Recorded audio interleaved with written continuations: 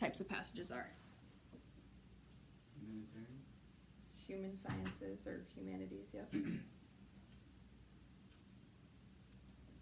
science? Natural science.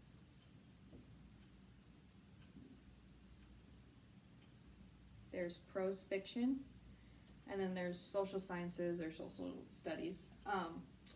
Anybody remember what order they go in? Prose fiction is first. Yep. Prose fiction is the first one. Any idea what the second one is?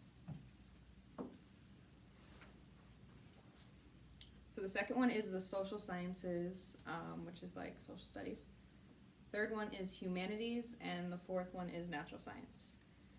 One of the things that we emphasized on the first day was the reading code. Anyone remember what that means? Which order you read them in? Yep, the order that you read the passages. Do you want to start with the easiest one or the hardest one? Easiest. Easiest. Yep. So we're just going to go around and say our reading code. You might not have it memorized, but if you have it in your notes, otherwise, if you don't have either, that's okay too. Do you have yours written down or memorized? By the end of the class, well, even in the next couple weeks, because I will have class tomorrow, or next week also, but then after that is the October ACT, so by the October ACT test, you're going to want to have your reading code memorized for the test. That's okay. You remember yours? 4, 2, 3, 1. 4, 2, 3, 1. I think mine was 1, 3, 2, 4. 2, 4. No idea. That's okay. Online, how about Christian? 3, 4, 1, 2. Okay. Joshua? What was the question? What is your reading code? Reading code? Yeah, so the reading code is the order that you read your passages in. I go 1, 2, 3, 4. 1, 2, 3, 4. Okay. Evan? 2, 3, 1, 4. 2, 3, 1, 4. All right. Neha? I think mine was 1, 3, 2, 4. Okay. Nirmai? Mine was 2, 3, 1, 4. 2, 3, 1, 4. Okay. Braxton? 1, 3, 2, 4. Okay. Matthew? 2, 3, 1, 4. Okay. Athira? Mine was 1, 3, 2, 4. Okay. Rashawn? 1, 2, 3, 4. Okay. Kriti? 1, 3, 2, 4. Okay. And Neelan?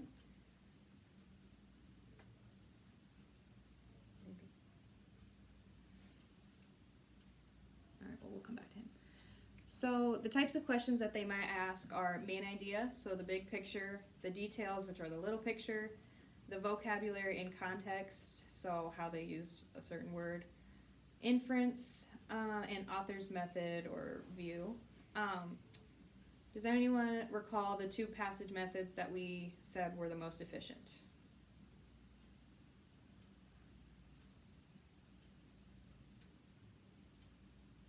So we said to skim the passage for 3 minutes and then read the questions for 5 is one of the efficient ones.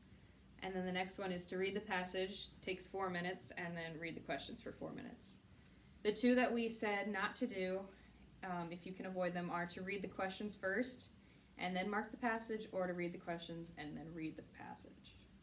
We never want to read the questions first because then it takes longer and it kind of takes your attention off of the rest of the paragraph.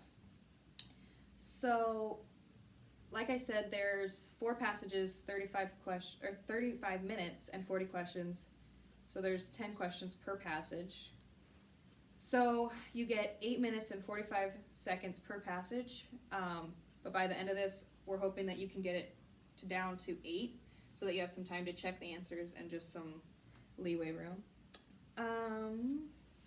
So before reading, like we said, do the passages in order of ease. So take notes of the passage context just to preheat your brain. So look at sometimes they'll have like a little information section at the top that kind of gives you the general idea of the passage. You're going to want to look at the title, citation, etc. Force yourself to be interested. It's only 40 minutes of reading. And don't get distracted. There's a lot of things going on when you're testing, like a lot of flipping pages or the clock ticking, but you want to try and stay as focused as you can so that you get the most done. While you're reading, index the passage. Does anyone remember what indexing the passage includes? Like off to the side, you mark like what kind of past, like what it's talking about in the past, kind of like summarizing that point. Yes. So like underlining important details, starring, anything like that. That kind of gets a little iffy when you're taking like an online ACT test because it's not as easy to underline something. So we're going to take a couple practice tests today, and indexing is going to be one of the important things that we are going to talk about after. So then after you read, formulate your own answer before even looking at the options. And then find the one that's the closest to your answer. Use the process of elimination. There's a lot of questions where this will come in handy. Only one answer is correct. If one is even slightly wrong, it's all wrong. And then answer what the question is asking. They'll do a lot of trap answers that will give you an answer that is factually correct, but it's not answering the question. And then make sure the passage supports your answer. You should not have to use any prior knowledge or information. It should be explicitly stated. So, like I said, trap answers, they'll include ones that twist details from the passage in a way that so they aren't correct anymore, and that's called distortion. So they'll do that. Or they will misuse details, so it's a true statement from the passage, but it doesn't answer the question. Out of scope includes information not included in the passage. Extreme is when they include words that are too extreme to reflect the author's purpose. So that'll include words like every, only, always, best, worst, etc. And then opposite, they'll do questions that literally contradict the information in the passage. So we're going to start with doing some practice tests. The best thing that I did in order to prepare for the reading test was by taking practice tests, and not only taking them, but taking them like I will when I go to the actual ACT. So along with that, we're going to use a bubble sheet just like you would when you actually take the test. The only thing that's going to be different is we're going to take it passage by passage before we check it and such. So you won't be able to do your reading code, but next week we'll practice with that a little bit more. What are some things that you should index? Like, what is information that would be useful?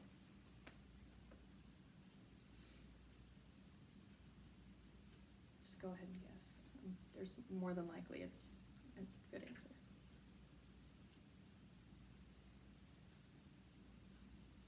An idea? Yeah. So the overall theme or just what's happening in general. Yeah.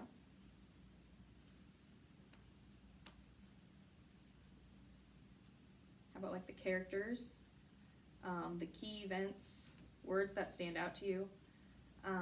Like you said, the lesson of the story or the moral, important dates and places. They often ask questions about those. Conflicts. For the first passage, which is the prose fiction, you want to pay attention to the theme. They normally ask questions about that in that passage. The second one, social studies or social sciences, pay attention to the point of view, the author's purpose, stuff like that. Humanities, pay attention to the author's tone. This is one that's important through all the passages. They are known for asking questions like, how did that make the author feel, and stuff like that. And the last passage, natural sciences, pay attention to the details. So we're going to take a practice test, like I said, a lot like you would when you take the actual ACT. So along with that, I was just telling the other group, the last time I took the ACT, they had a kid whose phone went off, his alarm went off, and they kicked him out because there's the rule you can't have any cellular or cell phones, and if you do, they need to be powered off, put away. And his alarm went off, and they didn't let him take the test, and he had already started. So before we start, make sure your phones are like powered off, so we don't hear any buzzing or anything.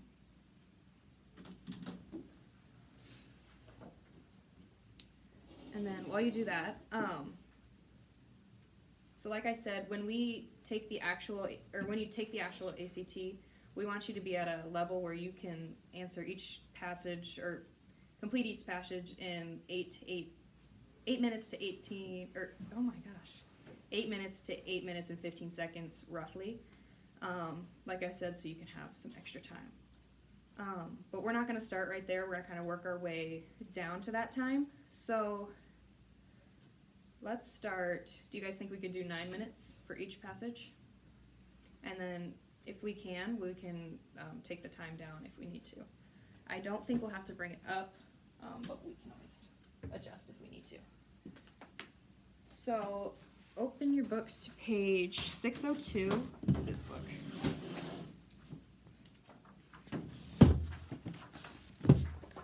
It should be a bubble sheet.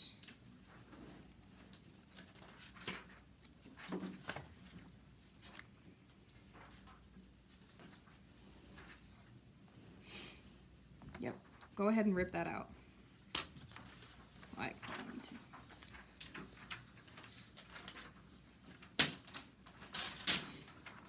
Which page is it? 602 in your official ACT book.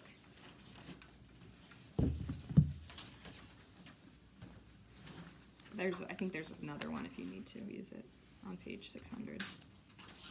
If you ripped it. So we're only going to be paying attention to the bubble part. You should only be filling out test 3, that portion. And then if you'll flip to page 633, that is where the reading test starts. Like I said, we're going to take it passage by passage. Make sure you index.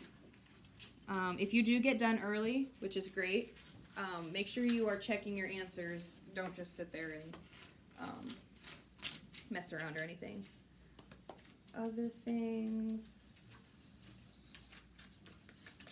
I don't think so.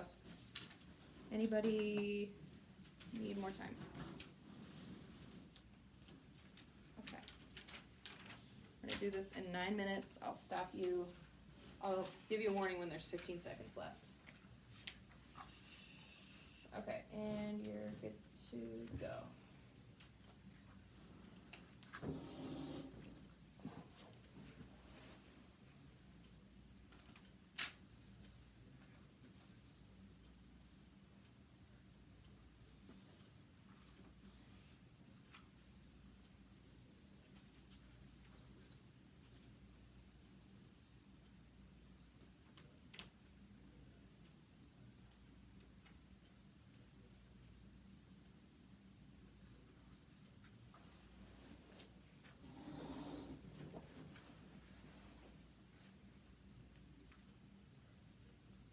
Sorry, where is the reading section test 3? Yeah, test 3. It should be.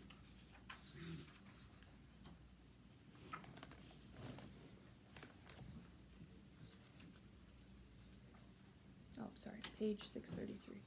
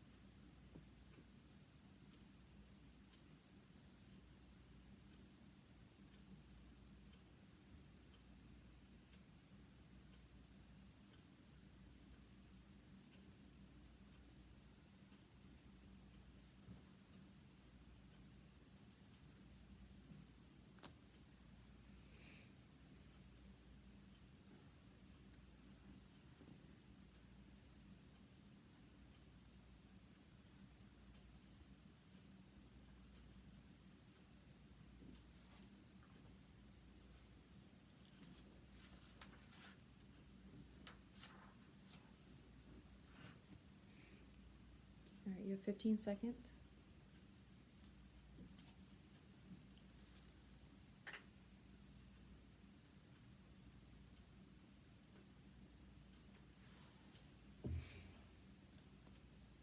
Okay, time's up. How many people finished? Good. If you're online, yep, do a thumbs up or a hand raise or something. Okay, so I see 3 people who didn't finish.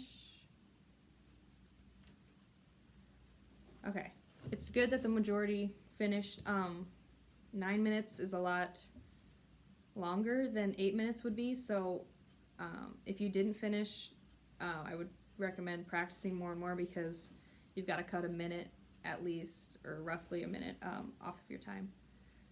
How many people indexed when they took the test?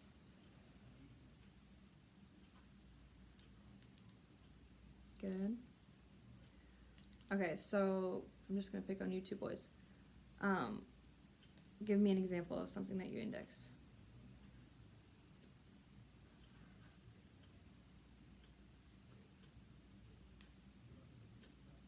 I indexed the subject as to what it was kind of going at. Okay. Same thing. All right. Did anyone finish with like around 8 minutes left, or 8 minutes and 30 seconds, or were we cutting it close with 9?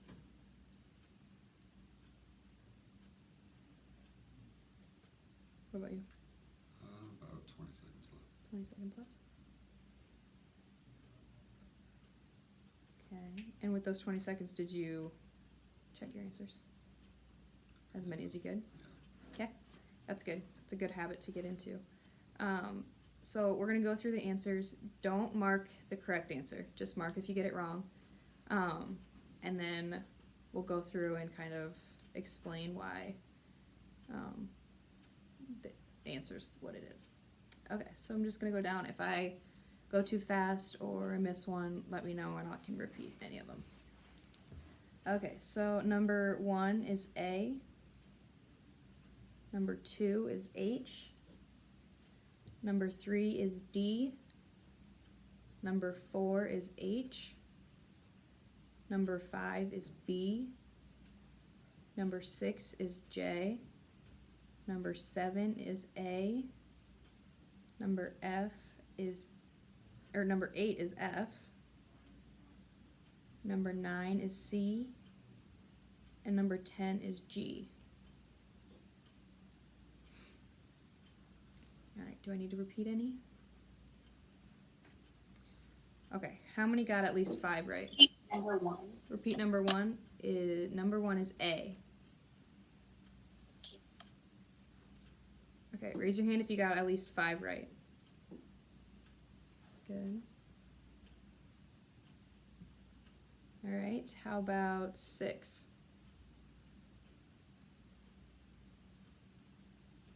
7, 8. Anybody get all 10 right? Looks like 2. Maybe. So that's kind of something to focus on. We'll go through and, like I said, explain why the answer is the one that it is.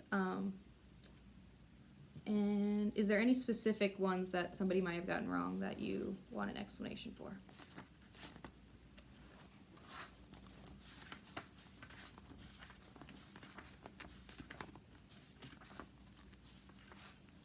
Nobody has any ones they're questioning?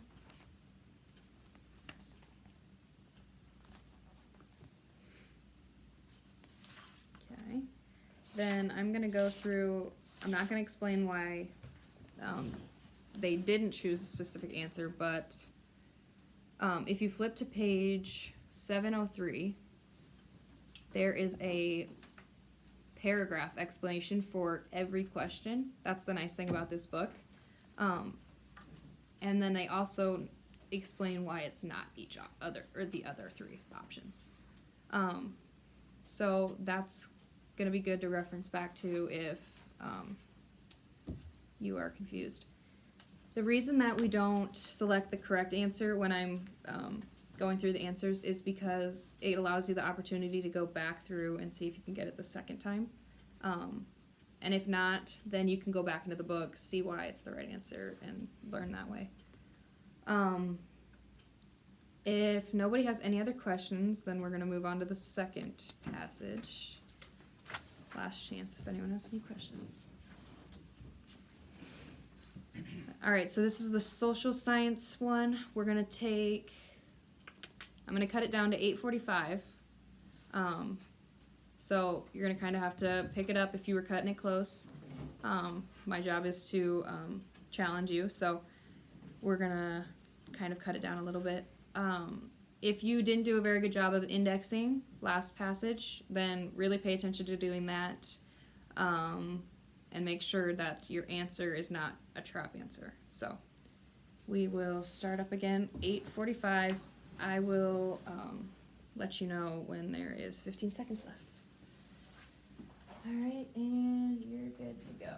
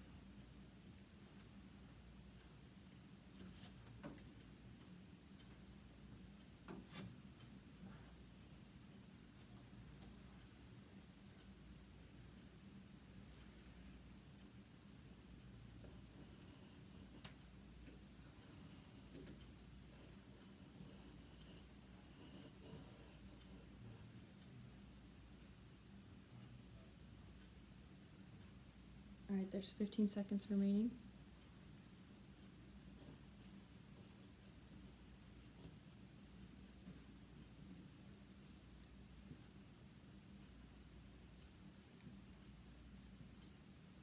Alright, time's up. How many people finished in that time? Good, good, good. Online. Good, so just about everybody. Did you notice a big difference between the 9 minutes and the 8:45? Good. There shouldn't be a huge difference, especially when we're gonna try and, shut off some more time than that. Raise your hand if you thought you did better indexing wise than the first passage. Good. Okay. Neha, you raised your hand. What is an example of something that you indexed from passage 2? In that second paragraph where it talked about like the Franco guy and how he thought plastic was like a great way to use your imaginative powers or something. Mm-hmm. Yep. Good. What about you? I just underlined information that I thought would be important in the Yep. questions. Did that help you when you got to the questions? A little. A little bit. Yeah, it kind of. Hold on.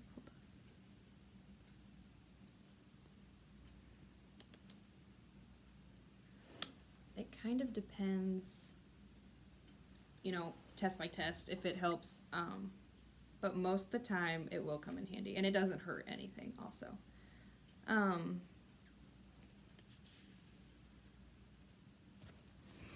Okay, we're gonna go through the answers quick. Again, don't mark the correct answer. Okay, so number 11 is C, 12 is F, 13 is A, 14 is G, 15 is D, 16 is G, 17 is C, 18 is F, 19 is D, and 20 is J. Daniel, are you just joining? You can unmute yourself. Okay. We are in the reading portion, and we're just doing a couple practice tests.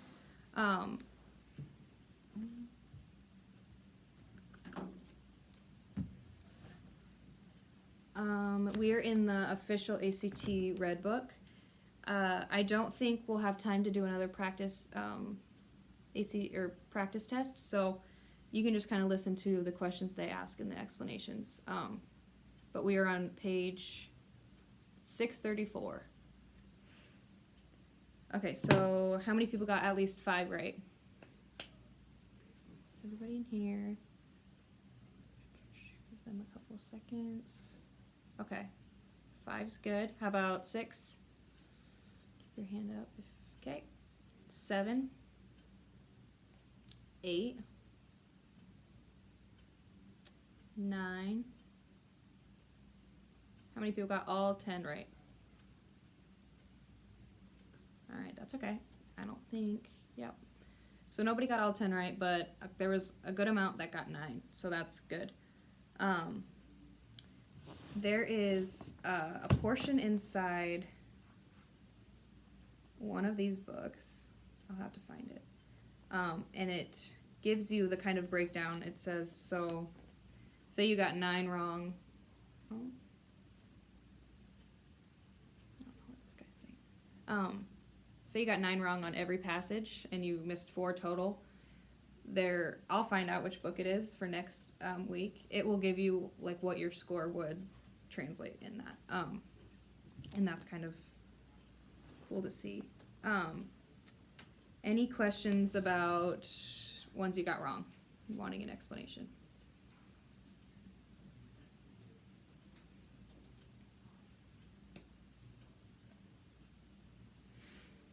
Otherwise, we're gonna have to break it down by question.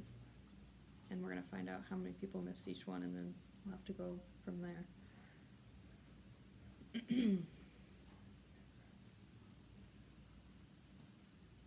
Okay. How many people, raise your hand if you missed number 11. Oh wait, no, 21. Wait, which one are we on? 11, right? Yeah. How many missed number 11? 1. Nobody here. Okay. Number 12. 1. How about number 13? 1. Okay. How about number 14?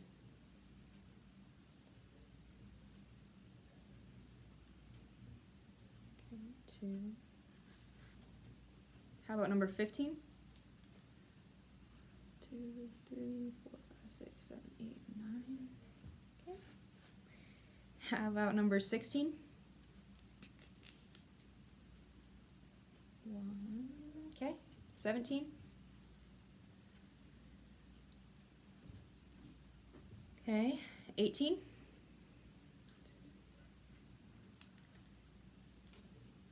Okay. Number 19.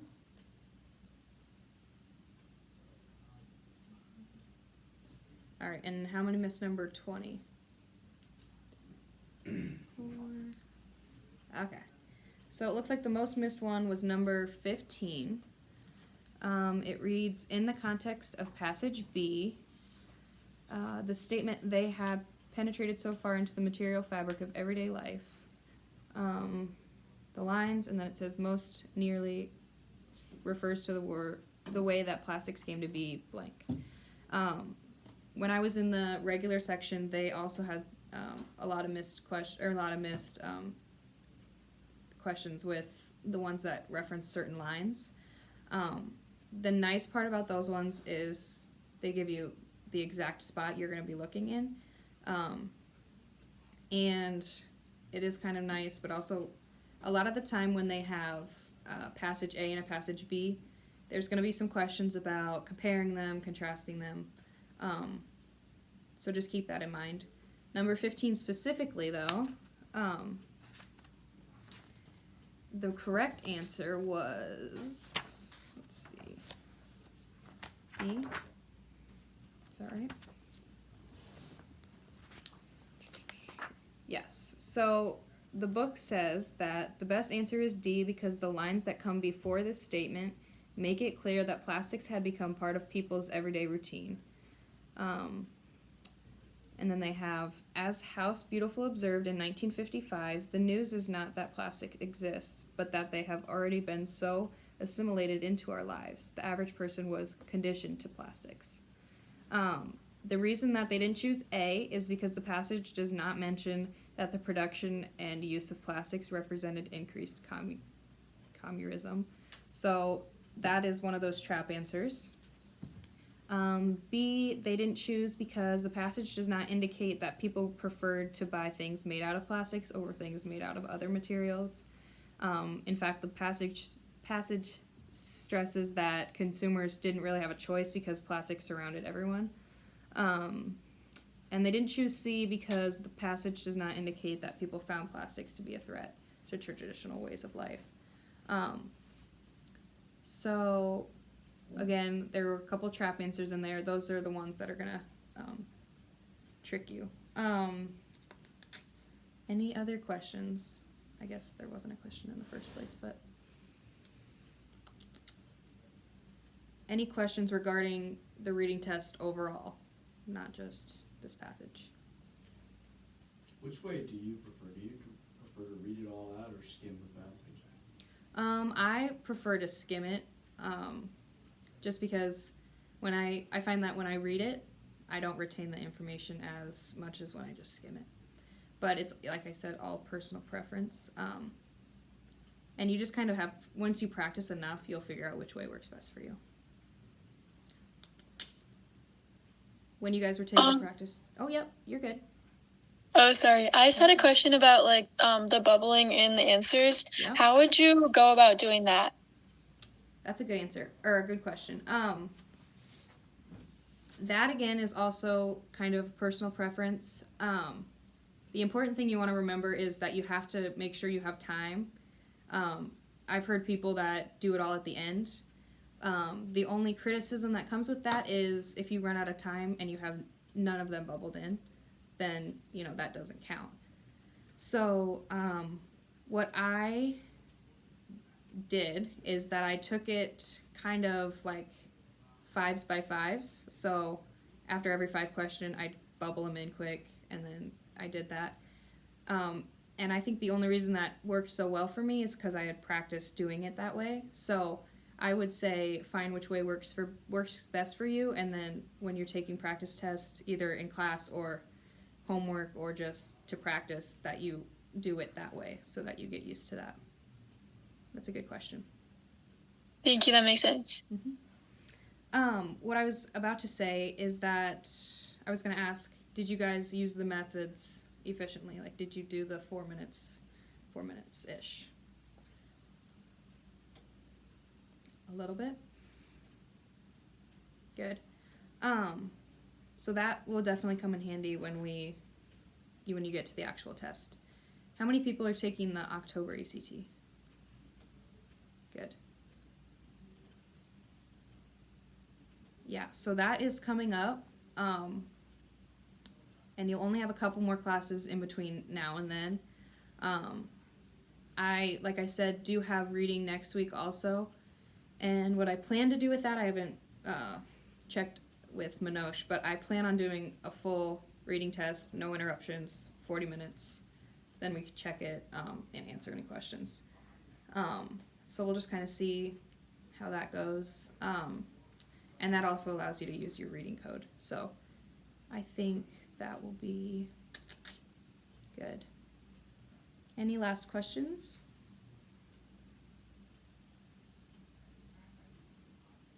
Yep, do you have a question? No? Okay. We're going to go back through and say our reading codes. If you didn't have it, that's okay. Try not 4, 2, 3, 1. 4, 2, 3, 1. 1, 3, 2, 4. 1, 3, 2, 4. Online people, just say it. You can unmute yourself. 1, 3, 2, 2, 4. Okay. 3, 4, 2, 1. 1, 3, 2, 4. Good. Same. 1, 3, 2, 4.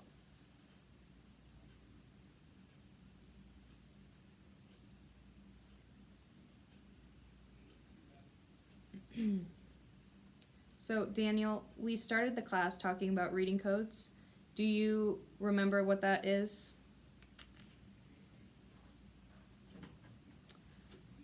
Okay, so on the first day when we did reading, we talked about the order that you take the passages in. So you want to start with the easiest passage, or the most interesting subject. So there's the 4 types of passages that we went over. If you don't remember those, when this video is posted, you can watch that. We talked about the order and everything. But there's prose fiction, social sciences, humanities, and natural sciences. And you want to take the easiest to you first, and then hardest last. So you form a reading code, so it's either 1, 2, 3, 4, or you mix up the numbers in a way that's going to be most helpful to you. And then on test day, you're going to want to use that reading code and do it in that order. So just a forewarning, I also think next week, random times throughout the class, I'll probably, well, not next week because we'll be practicing, but the next coming weeks, I think out of context, I'm going to ask for people's reading codes, and you won't be able to look at your notes. So you're going to have it memorized, because when the test does come, you won't have a paper in front of you that says your reading code. So you're going to kind of want to have that memorized for then. On the first day, I did bring up the part in there's a optional test every year, or every couple times maybe, where they offer that you can pay like a certain amount of money and they'll give you your test graded back. And on the first day I didn't know the name of it, but I found it. It's called the TIR, which stands for Test Information Release. And I believe the test that you take with this class is TIR optional. So I would recommend looking into that also. And that is everything we have for today. So everyone on Zoom, you are good to go. And